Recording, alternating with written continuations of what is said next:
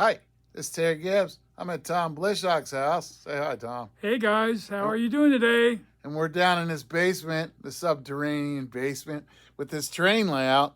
And I'm going to show it to you, but I'm going to ask Thom a little bit about it. And we're going to have some fun. Tell us about your layout, Thom. Hi folks, great to be with you today. We have a no-gauge layout which is about 30 feet by 50 feet, 5 different levels. We run 2 levels of standard gauge and 3 levels of O gauge on the layout itself. What's unique about it is we can run up to 30 trains at once, and we have 4 main lines, but a whole bunch of different ancillary lines around the layout. So we start with, over here, we start with a space center. We've got 2 trains up there. We have pretty much every single Lionel accessory from the space age that you can think of. That then leads us to the passenger station, which has got 5 or 6 tracks full of passenger trains inside, coupled with a whole bunch of trains running in front of it and back of it. And then we move down to the military base. The military base has a couple of trains that are running all the time, and again, we put a fair amount of Lionel accessories. And then we move to Plasticville City, where we have a chance to see some of the finest Plasticville that was made in the 1950s and 60s. Of course, you cannot miss our balloon festival from Albuquerque. So we have we put a fair number of balloons up, and we enjoy that as the balloons are going into another area, which basically is our carnival. Well, hold on. Where's that red roof post office? Right there. There it is. Right there. Now here's a pretty rare thing, which is the red roof post office, which you don't see very often. Unique piece of Plasticville. Sorry about the light falling off, but that is in fact a red roof post office. And I love, by the way, in the back, the high-rise apartments. Another thing that was done by Plasticville in the 50s, quite interesting, quite unique. That brings us over to the circus. The circus, which is our fun part. A bunch of Lionel accessories, Ferris wheels, different kinds of rides, fun. Then we've got a couple of lift bridges here, which are quite unique, which are done in the 2000 range for Lionel.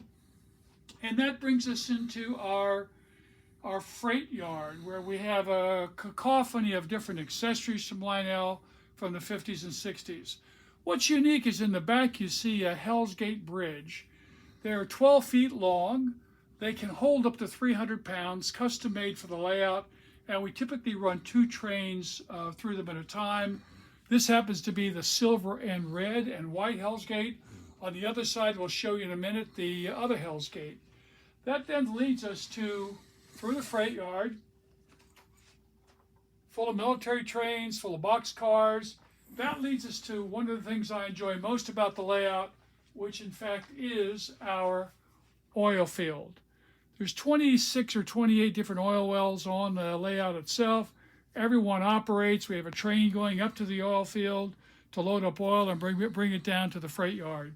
And that finally brings us to our western village, which is in fact quite interesting because many of the buildings in this western village are scratch built. We run 2 trains through the western village. What's nice is that we've actually, when we designed the layout, Terry helped me actually lay out the entire railroad, as you see here on the layout itself, with our 4 major main lines, of course, with our various, for example, this happens to be the western area, this happens to be the space area. Every single one of these represents a siding in which trains are kept underneath, which is sort of fun. And of course, in here, this is our master wiring for the layout. Now, what's so important is that when anybody builds a layout, this is the book. This is the book which basically controls everything that we did on the layout. So we were able to actually just simply put in place all of our switches, all of our relays, etc. But it gave us a good way to be able to document how the layout was constructed. With this, I came over here today and looked at the back page right there, which gives me the watercolors, and then went and found the page that I needed for the relays for this, and was able to go in there. And Thom, this is the where the Burlington Jeep's pulling the one boxcar. This used to run 2 trains, but the track gets old. The trains have to be regularly cleaned, so it gets to be a mess. So I was able to just look right at this, go underneath, and with a pair of wire snippers and some connectors, turn that so that it's just one. And that goes in here so that it has, and this, we built this layout in 1998, 1999. All right. And then this is cool right here. This is Thom and Fred Hunter got together and they hung this. And on the layout, you can see this is one here. But in this case, their eyes were bigger than their ability and they never really got it working well. But it's kind of cool. The best thing about this layout that I really like, Thom had a guy named Stan come in here, and all of these mountains are actually pieces of the craft board, the foam core craft board. And Stan cut them and painted them while I was building the layout, and they just make it look so wonderful. You know, and here's that other bridge. This is the other Hellgate Bridge we talked about. This is the green and brown one. Every single Lionel layout that every single Lionel accessory that was made in the 1950s is represented on the layout, singularly, doubly, triplicate, etc., etc. So we've had a huge amount of fun with this over the years. This is our toy trains layout. Yeah, here, these are fun. See these? He's got Mom's Diner and the other one's Lionelville Diner. And when I was working on the layout, Thom gave me 3 of these diners, and he's like, hook them up on the layout. So I put 2 on here, and then on the other side I put 1 just to be an asshole. Say, actually, you put 2 over here. There's 2 more Lionel diners over here. Yeah, no, I put 1 over here. So there was 2 on that end and 1 over here, and I was like, because I was just being an asshole. And he comes in, he's not falling for my shit. He looks at it and goes, I'll call down to Tucson and get a 3rd diner, which I guess is the other one that says Mom's on it. So it's different. But this stuff, a lot of this was fun to do because it's a challenge. I think it's a little cluttered, but it's Thom's layout. These are cool down here. He didn't show you these. These are the Bud cars, and they run in opposite directions and alternate. But again, the track, this is 30 years this layout's been here, so they just don't work without the regular cleaning.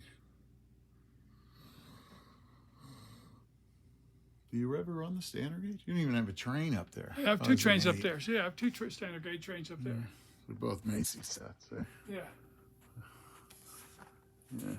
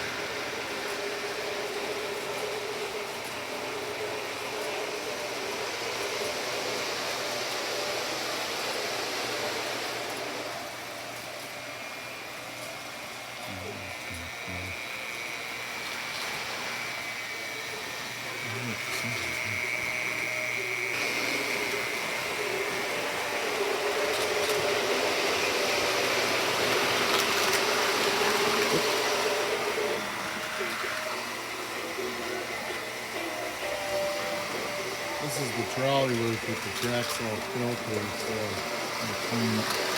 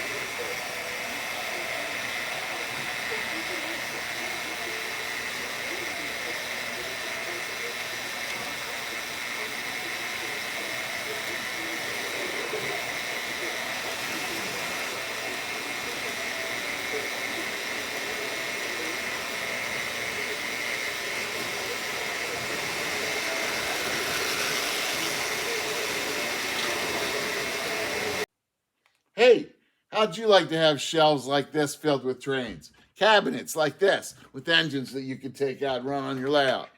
Beautiful thing. Some broken, mostly not broken. How would you like to have a bunch of these?